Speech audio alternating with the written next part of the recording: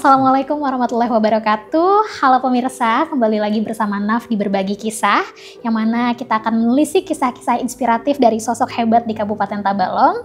Dan episode kali ini kita akan membahas suka duka pengasuh anak panti asuhan. Tentunya Naf di sini tidak sendirian, karena Naf akan ditemani oleh narasumber kita, yakni hari ini kita bersama dengan Bapak Abdurrahman. Beliau merupakan pengasuh panti asuhan LKSA Husnul Khuluq. Nah, mungkin bagaimana kabarnya Bapak Abdurrahman? Alhamdulillah, keadaan sehat walafiat, kondisi baik. Alhamdulillah. Berkat Tuhan Yang Maha Esa, Alhamdulillah. Sebelumnya mohon izin Bapak, saya manggilnya Bapak Abdurrahman, siapa? Bapak Abdur boleh, atau? Abdul boleh, bebas saja. Oh iya, saya mohon izin untuk manggil Bapak Abdur, Pak ya. Siap. Oke, baik, untuk mengawali perbincangan kita, kan kita tahu bahwa Bapak Abdur ini merupakan pengasuh panti asuhan Husnul Khuluq. Betul. Nah, untuk pertama nih Pak, sejak kapan Bapak menjadi pengasuh di panti asuhan Husnul Khuluq ini? Baik, Alhamdulillah.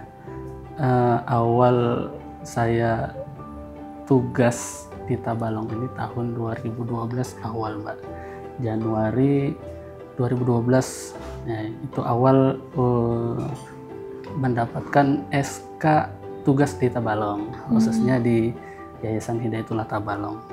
Akan tetapi tahun 2012 itu belum menjadi apa istilahnya itu ketua panti, ketua LKSA Husnul Khuluq. Tahun 2012 awal saya dapat amanah merintis pendidikan. Pendidikan sekarang itu SD Integral Hidayatullah Tabalong. Kan tapi di SD itu kan juga menampung pendidikan anak-anak kami yang di LKSA Husnul Khuluq.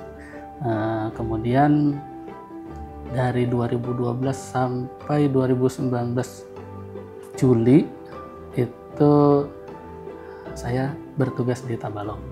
Kemudian 2019 Juli sampai dengan 2020 akhir itu dapat SK ke Banjarbaru, sama di organisasi yang sama di Hidayatullah, cuman yang di Banjarbaru. Amanahnya sama juga di bidang pendidikan.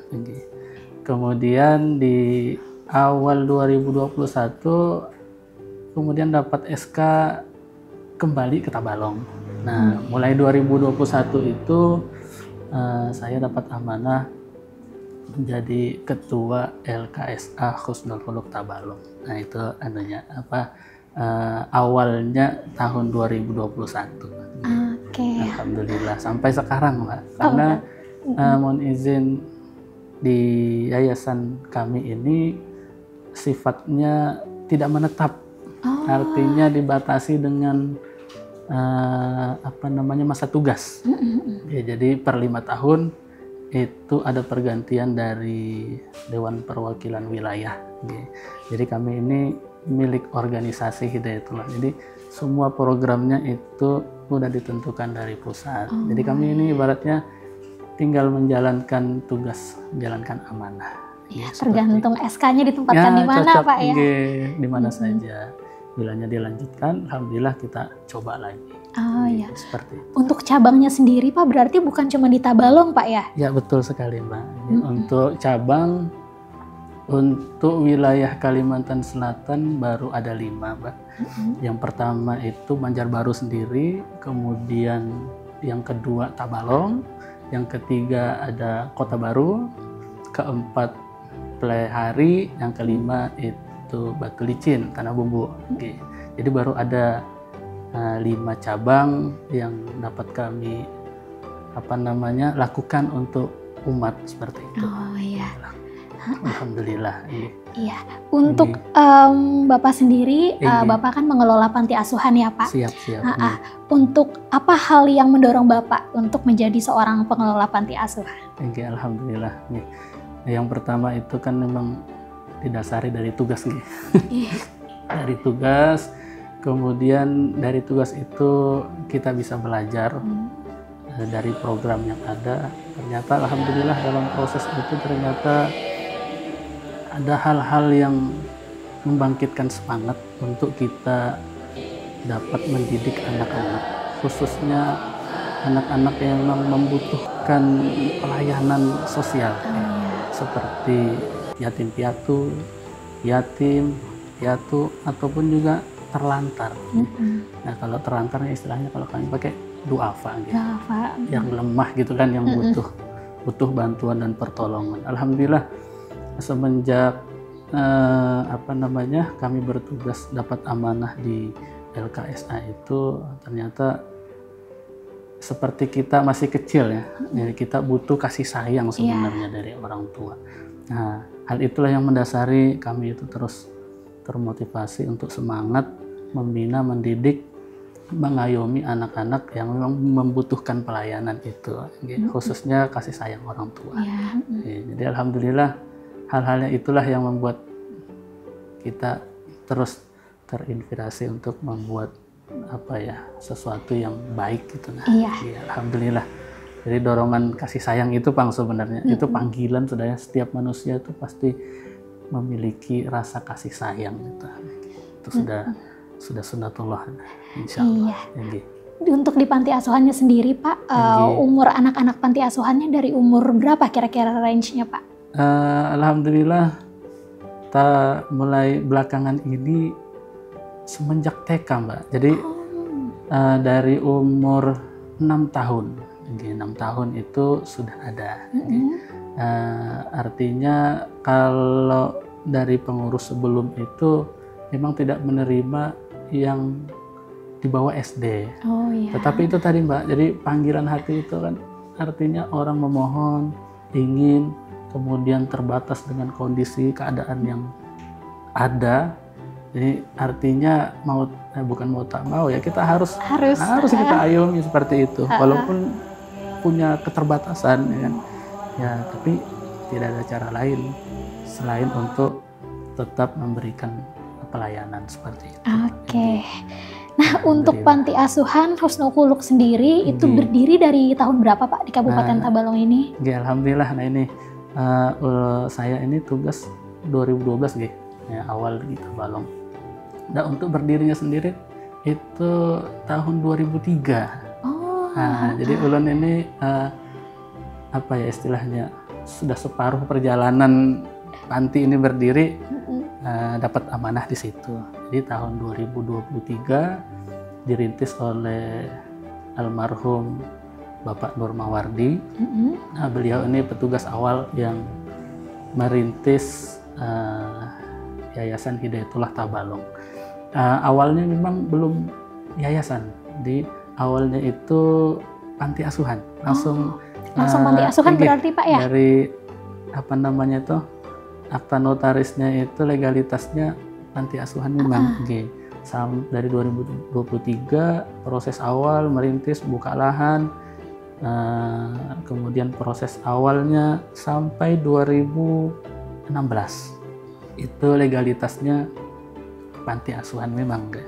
Kemudian dari 2016 sampai sekarang itu legalitasnya berubah menjadi yayasan.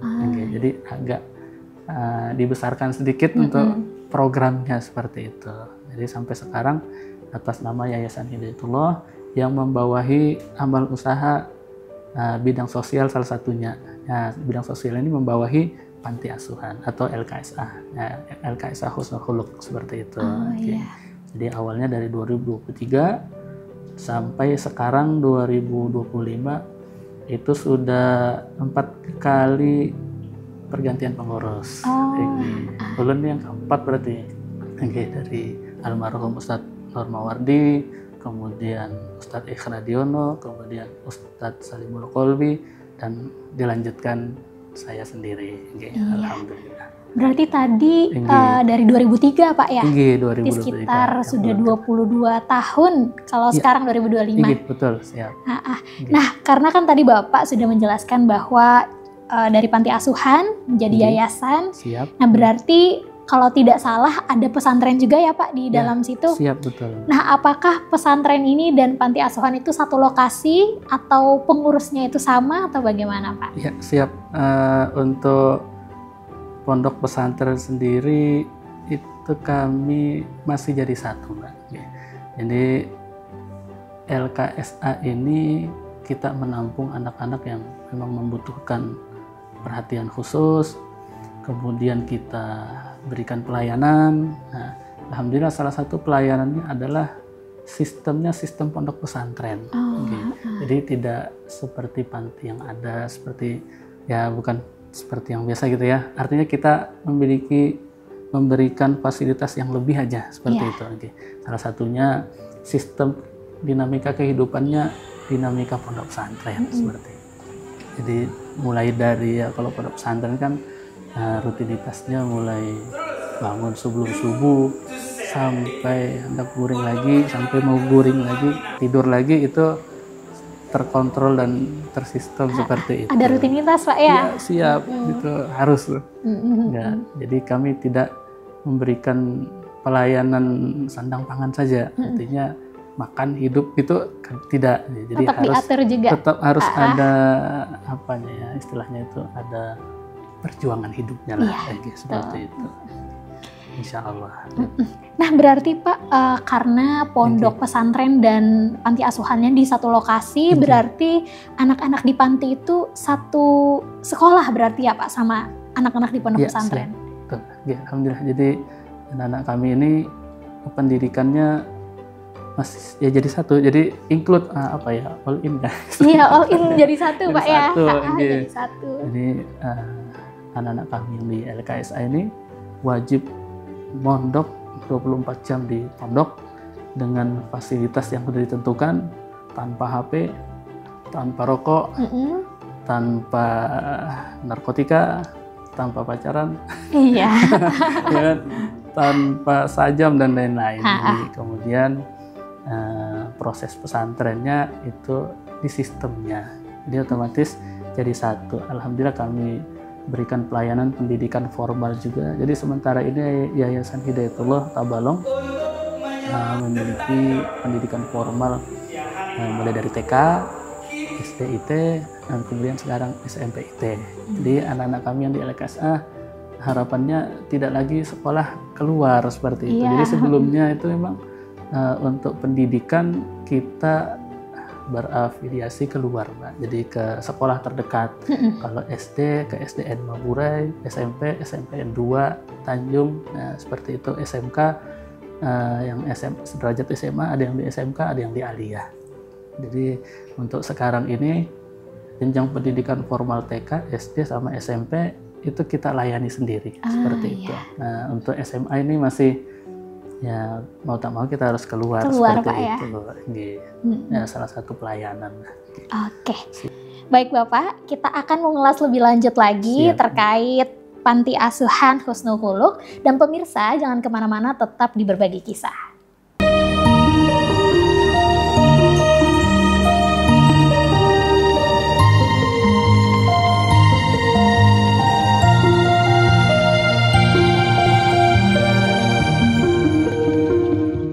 Baik, kembali lagi bersama Naf di Berbagi Kisah. Hari ini kita akan kembali mengulas terkait pengasuh di Panti Asuhan Husnul Khuluq. Kita bersama Bapak Abdurrahman kembali. Siap.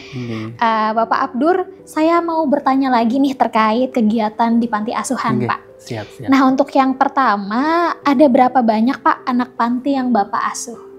Alhamdulillah, untuk saat ini sampai detik ini ya terakhir nih, sekitar 45 anak, Mbak. Itu yang terdiri dari SD kelas 1 sampai mahasiswa. Berarti sampai mahasiswa. Di layanan kami ini bila sudah lulus SMA, bila ada minat untuk kuliah, insya Allah kita bersamai seperti itu. Kita upayakan untuk bisa sukses gitu, seperti itu. Jadi tidak ada lepas istilahnya itulah lepas begitu aja selesai SMA, pengabdian ke masyarakat. Nah, setelah itu tidak ada lagi sangkut pautnya. Tapi kami ini bagaimana caranya anak-anak itu terus mengikuti jenjang karir pendidikannya. Kemudian nanti harapan kami ini yang terbesar adalah bagaimana anak-anak itu bisa menjadi penerus kami sebenarnya, seperti itu kan salah satu proses yang sukses lah insya Allah. Artinya bisa melanjutkan perjuangan yang kami lakukan seperti itu harapan kami yang paling utama, artinya jadi kader penerus gitu. Karena SDM ini ya sangat susah untuk mencari yang bujur-bujur SDM sosial ya. Karena memang harus dari hati Pak ya. Ya betul, harus memang panggilan jiwa. Karena memang pengalaman kawan-kawan tuh walaupun memang sama-sama digembleng, dididik dengan cara yang sama, tapi belum tentu hasilnya itu sama dengan apa yang kita lakukan seperti itu. Betul.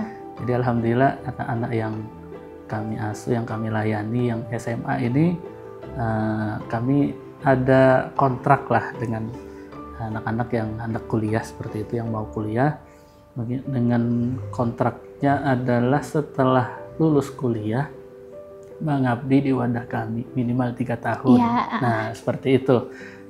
Dengan konsekuensi kita memberikan fasilitas untuk biaya perkuliahannya. Baik di tempat atau di lokal sendiri ataupun keluar wilayah, keluar daerah. Yang untuk keluar daerah dari tahun 2024 semalam itu ada 4 orang, 2 ke Surabaya, 1 ke Batam, kemudian 1 lagi di Bekasi, Jawa Barat ya, Bekasi kalau nggak salah. Bekasi. Nah itu 4 yang kami usahakan, kami upayakan, mudahan anak-anak tersebut bisa menjadi penerus di sini. Amin. Apalagi mereka kan putra daerah. Iya betul. Jadi, Pak. Lebih memungkinkan untuk berkarya di daerahnya sendiri. Seperti itu. Iya. Untuk beasiswanya sendiri itu berarti pure dari yayasan ya Pak? Iya betul sekali Mbak. Jadi ya itu tadi. Kalau dilihat secara hitung-hitungan matematis kan, rasanya tidak mampu ya kan. 4 orang ditambah 5 sekarang karena ada yang di lokal sendiri di state. Itu kalau berbayar semua kan kelihatan itu ya. kelihatan Lumayan besar kan ya angka Pak. Nominalnya itu kelihatan. Jadi tapi insya Allah kita yakin saja sama Allah Subhanahu Wa Taala, kita rangkul orang-orang dermawan Tabalong yang bisa membantu biaya pendidikan tersebut. Jadi alhamdulillah ada saja donatur yang hendak berbagi kebaikan khususnya di bidang pendidikan. Alhamdulillah Pak ya. Alhamdulillah. Nah Pak, untuk anak pantinya sendiri itu berasal dari daerah mana aja Pak? Apakah memang khusus dari Tabalong atau mungkin daerah lain juga ada? Atau seperti apa? Ya, alhamdulillah untuk anak-anak kami ini untuk tahun 2025 ini 50% Tabalong, daerah sendiri. Sisanya 50% lainnya dari Kalimantan Tengah, Kalteng, dari Tamiang, Ampah sampai ke arah Buntok. Kemudian lainnya lagi ada dari Banjarbaru, Kaltim sendiri. Kemudian yang paling jauh ada dari NTB, Nusa Tenggara Barat, dari Bima. Jadi itu asal-usulnya sebelumnya memang ada keluarganya yang bertugas di Tabalong. Kemudian melihat kondisi keluarganya di kampung, ingin membutuhkan pendidikan yang lebih, maka ditawarkanlah untuk lanjut di Tabalong. Jadi alhamdulillah sampai sekarang posisinya udah kelas 1 aliyah, mulai dari kelas 4 SD. Aduh, sudah besar berarti Pak ya. Sudah besar, itu yang paling jauh itu dari Bima, dari Nusa Tenggara Barat NTB. Dulu sebenarnya ada yang lebih jauh lagi, tapi sudah begawi, sudah kerja di mana perusahaan kemarin terakhir risis ya informasinya seperti itu. Itu dari Kaimana, Papua, Irian Jaya. Wah, jauh. Itu paling jauh itu. Tapi sudah sudah menjadi sudah berkarya lah di masyarakat sendiri. Alhamdulillah. Sudah berkarir Pak ya. Alhamdulillah. Alhamdulillah. Sudah berkeluarga dan lain-lainnya. Iya. Itu alhamdulillah. Jadi nggak pure dari Tabalong saja, tetapi kita siap menerima seluruh Nusantara. Iya. Siap, insya Allah. Dari manapun Pak ya. Terakhir dari Jawa Timur, Kediri itu ada yang ya asbabnya memang ada keluarganya di sini, ya. Tapi memang asal muasalnya dari Jawa seperti itu. Jadi insya Allah selagi ada yang berminat, kami tidak meninggalkan Tabalong sendiri, tetapi semua wilayah insya Allah siap kita upayakan untuk dididik seperti itu. Iya. Berarti dari manapun berpeluang Pak ya untuk bisa menjadi anak panti di Nurul Huluk ini. Ya, Nurul Huluk ini. Nah Pak, untuk mendapatkan anak panti itu kan biasanya ada sistematika atau mekanismenya Pak. Siap, betul. Nah, apakah itu keluarga yang mengantar terlebih dahulu atau dari pengelola yang mencari? Oh, siap. Jadi 50-50 Mbak. Jadi di awal memang prosesnya adalah mencari, kemudian beriring waktu berjalannya proses, ya, perkenalan dan lain-lain. Alhamdulillah belakangan ini justru kami tidak mencari lagi, Mbak. Malah banyak yang masuk, Pak ya. Jadi karena memang keadaan kondisi fasilitas kami, jadi sampai kami kadang menolak, Mbak. Bukan menolak artinya bukan menolak secara hati itu tidak mau, tapi memang kondisi tempat yang belum memungkinkan seperti itu. Jadi alhamdulillah harapan kami nanti setelah proses pembangunan asrama, insya Allah kita memperbesar lagi untuk jumlah anaknya seperti itu. Insya Allah, mudahan dimudahkan Allah. Amin. Allah. Mungkin ada donatur-donatur yang ingin menambahkan jumlah jumlah ininya Pak ya, biar bisa semakin banyak anak-anak pantinya masuk. Betul sekali.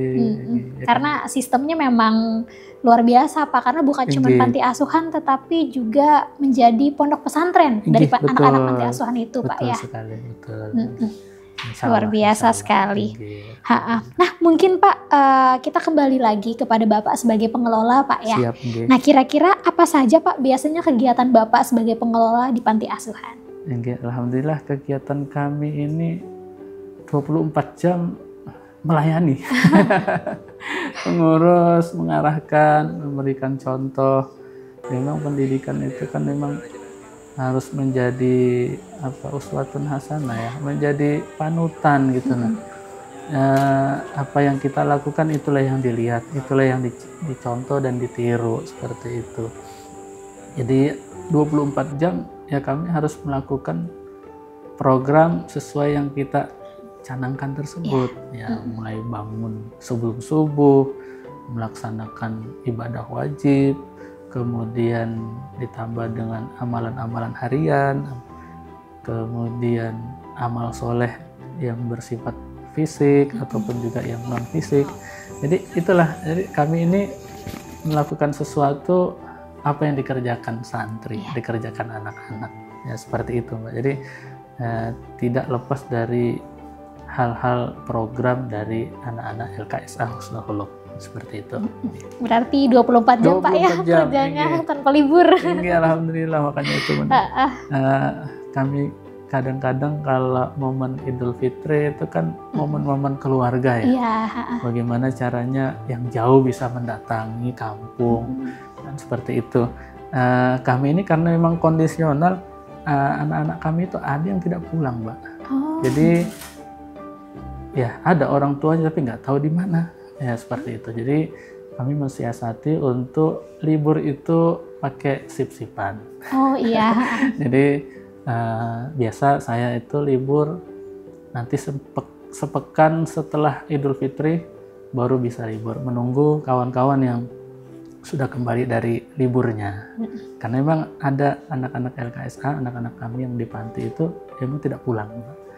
Ya, karena memang ya nggak tahu kemana mau pulangnya karena nggak ada rumahnya seperti itu.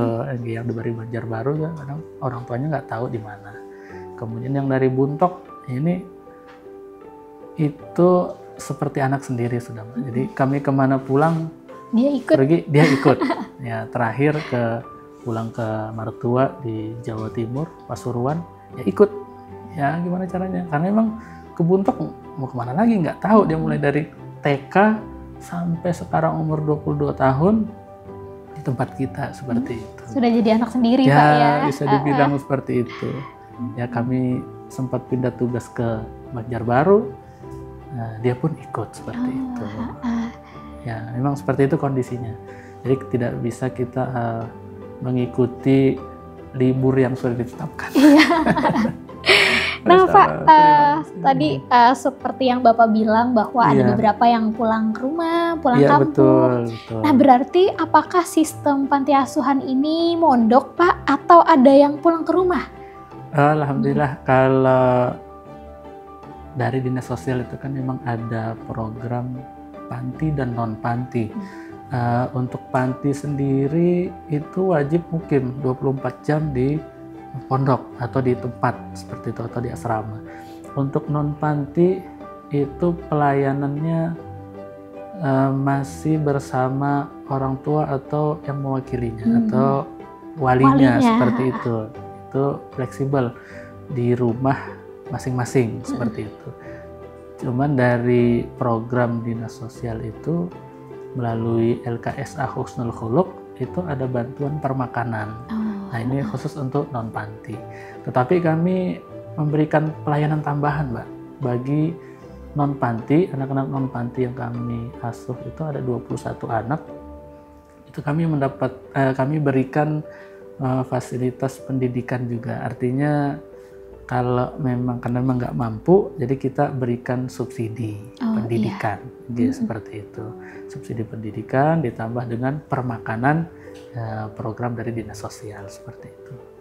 Baik Pak, kita akan ada pertanyaan lagi, tetapi di segmen selanjutnya. Dan untuk pemirsa di rumah, tetap di Berbagi Kisah karena setelah ini kita akan ngobrol lebih lanjut bersama Bapak Abdurrahman. Siap.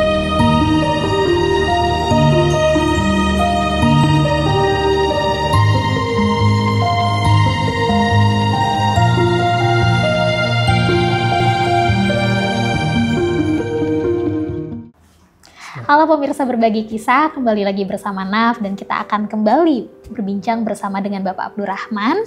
Dan tentunya Naf di sini ingin bertanya Pak terkait tantangan dan pesan Bapak di pesantren Nurul Khuluq ini. Siap. Nah, untuk yang pertama di panti asuhan Nurul Khuluq ini Pak, apa tantangan terbesar yang Bapak hadapi dalam merawat anak-anak di panti asuhan Pak? Oke, siap. Alhamdulillah. Untuk tantangan ini kami ada bagi beberapa bagian nih. Tantangan finansial pertama nih, kemudian tantangan yang kedua adalah tantangan emosional ya seperti itu.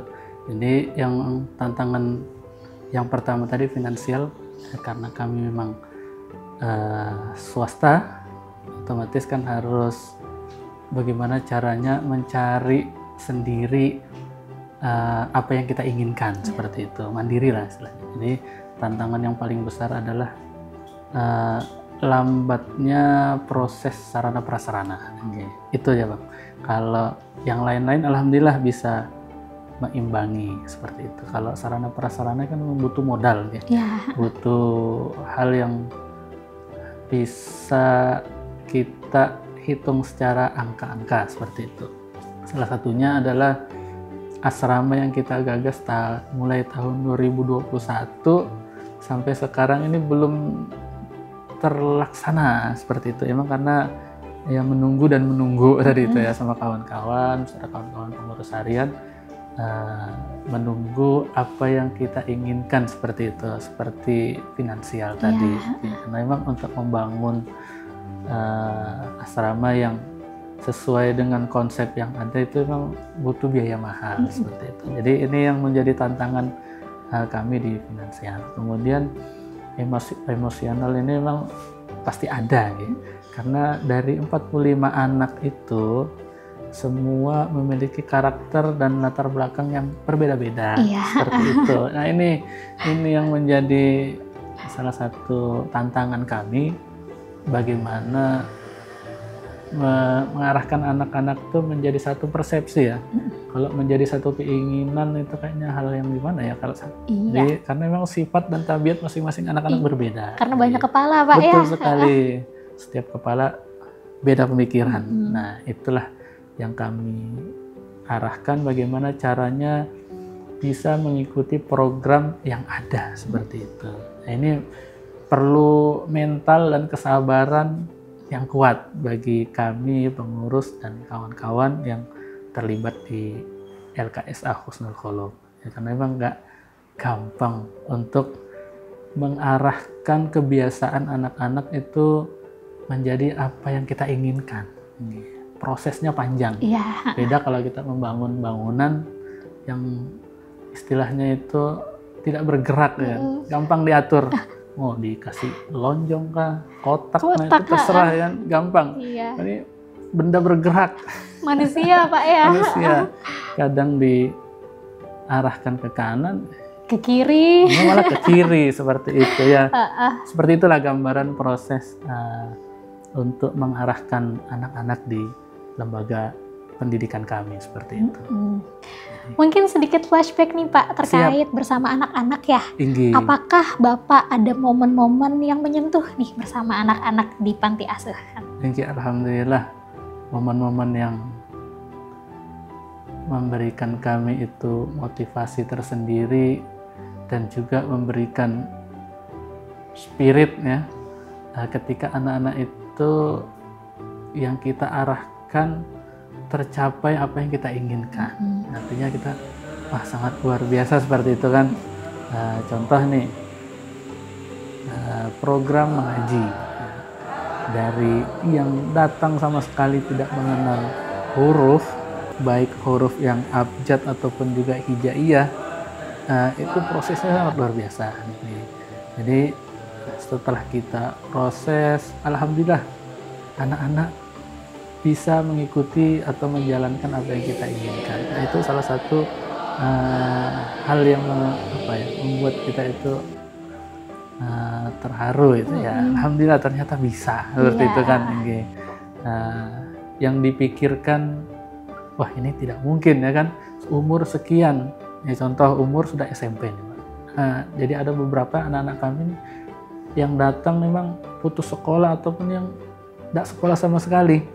Umur sudah memasuki SMP, umur 11-12 tahun ke atas. Itu belum bisa mengaji, belum bisa sholat, apalagi membaca masih terbata-bata, itu ada.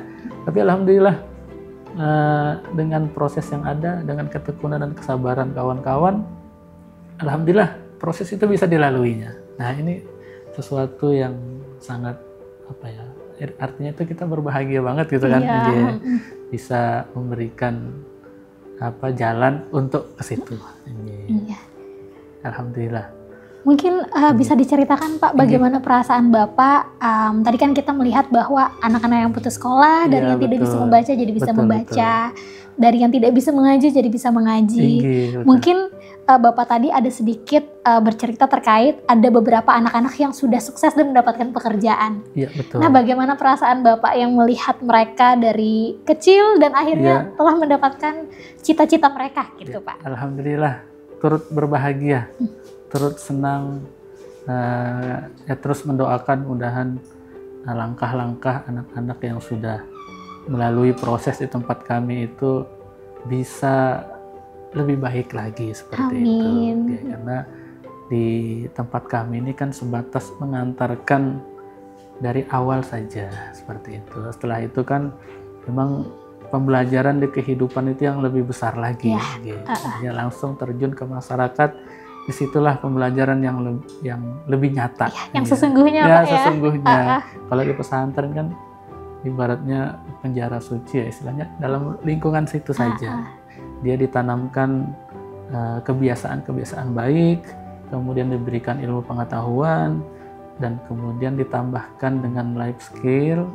Ya, harapannya kemudian setelah selesai di wadah kami, di tempat kami, bisa mengabdi di masyarakat dan belajar lebih banyak di masyarakat. Arti kehidupan yang lebih dalam lagi, seperti itu.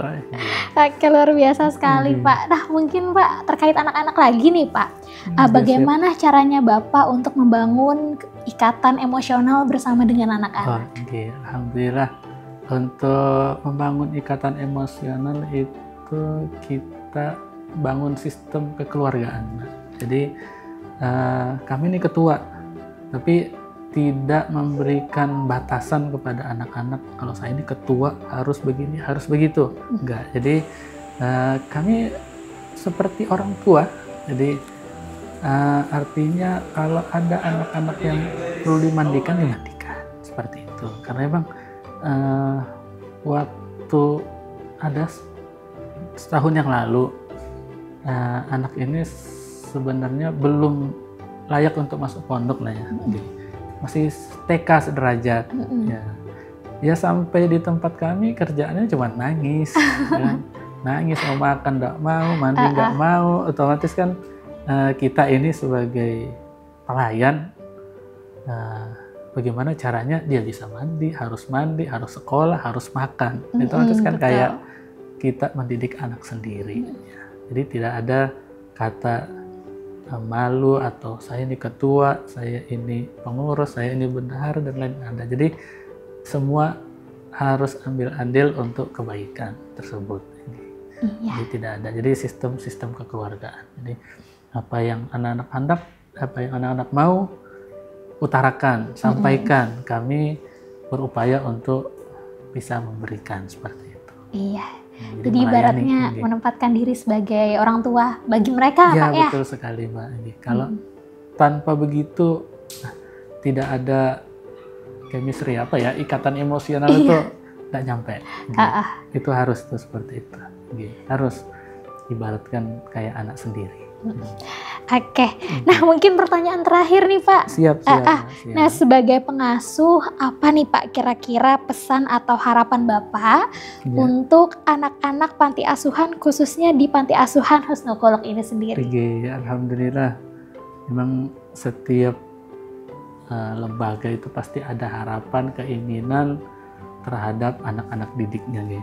Mobil khusus, saya sendiri pengurus di LKSA Husnul Khuluq, itu harapannya seperti tadi, bagaimana caranya anak-anak itu bisa mengikuti proses dari awal sampai dia selesai pendidikan bisa berjalan dengan baik, ya.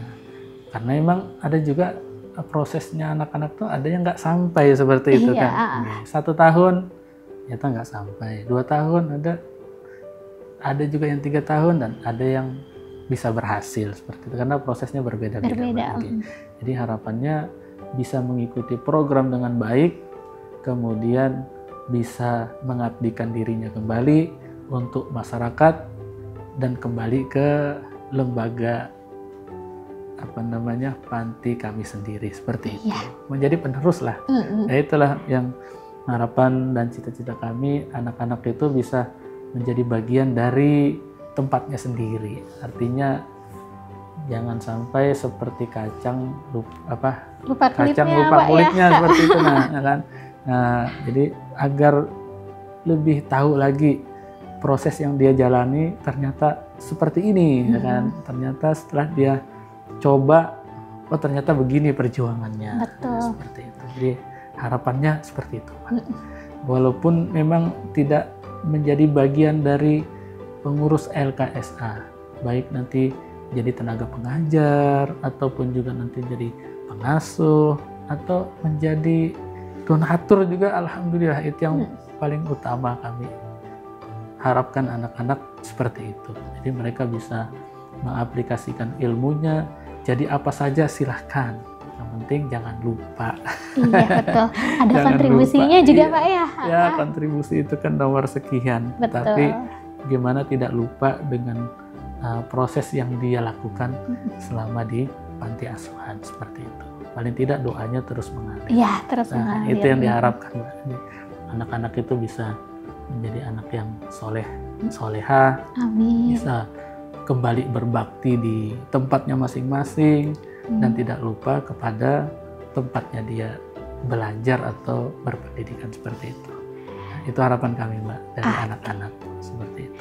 Oke, ya luar biasa sekali Pak ya perbincangan kita hari ini. Dari cerita dan pengalaman yang telah dibagikan oleh Bapak Abdurrahman, kita semakin memahami betapa pentingnya kepedulian dan kasih sayang dalam merawat serta mendidik anak-anak di panti asuhan. Betul, terima kasih Bapak Abdurrahman sudah sama-sama membagikan ceritanya, dan terima kasih atas waktu dan dedikasinya yang luar biasa. Dan semoga kisah ini tentunya bisa menginspirasi pemirsa yang ada di rumah, dan tentunya semoga kita bisa menjadi lebih peduli dan berkontribusi dalam membantu mereka yang membutuhkan. Nah, sampai jumpa di episode berikutnya dengan kisah-kisah inspiratif lainnya. Saya Nafisa di program Berbagi Kisah. Sampai jumpa. Sampai jumpa. Masya Allah.